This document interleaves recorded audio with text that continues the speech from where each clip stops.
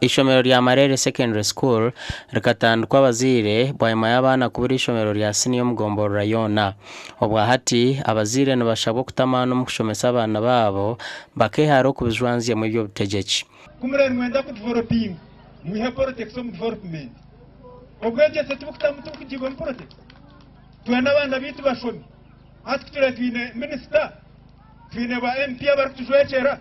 Twabara abo contestinga nabo kimanyisa ngo ito bibwegese tukabunaga ubwegese n'ubwegese tibiri bizibe ababaye batubihanga mbenu waza kutanduka umwana wa Marere naza kukona no Marere tekonesa abana muhurire mutebekine bine abashomesa abashomi n'amasukungu kwatanise n'abazire na n'abantu b'umucanga ntubatsa kora difference kandi yamana kandi tungure echa omwanya taro kunguka utasomera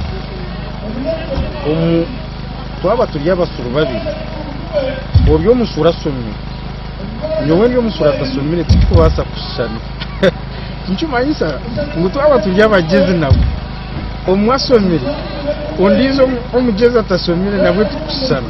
Mukuru w'ishomereri najango batwire na barabo mu mbere gumere omukushomesa abana ahabo bitagira bikoreso ebirukumara aite nshomesa abana aba ibiyumunda yikanisa mwe nukabe ni hijanga uko mukora hakanisa oshanga abana twabiwe mu kanisa twabashomesa nsi y'umuti so twentunjirwa munonga aho ushanga twine kitindi.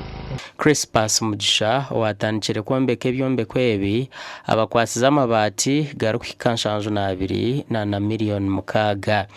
Kuna bene ingamba n'abembezi b'isomero nabagira nti nyowe tinguza ko kurakorana nyenga tinkunda kutunguka nyenga ntubura imiti yonga so ahinkugambira ntitwargaha nemete nayo tuzakugira ki tuzakugironda.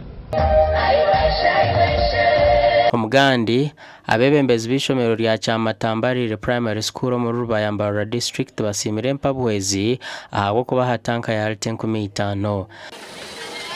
Aba basimirwe aha gukora kurungi ombibuzo becamushanju aha mu mwaka 2023 tankeji ehirweyo kansara wabakaza habwe Gomboro ya Rubaya Loida Tuinomjun mwenye nakutwara umugisha kwakira gamente nkuwijojwe kire kansara witu Loida Tuinomjun muhimbura okuturetera tanke yaturaganisa gwishomereri abo abana bihanga okutunga mizi marongi mweni gushaba akora mushe munye barize munonga kandi yaje mubagambere ahabwe kina ku education yona nabunda kuko na ku education munonga abwenje aho umuntu magagira ngo education is the only tool you can give a son of a president of a peasant and he becomes a president kimanyisa ubweje sana cyo kwate cyunka ecyo kubasa kwereza umwana w'umuru nangu nkanye government kundi yako kabo president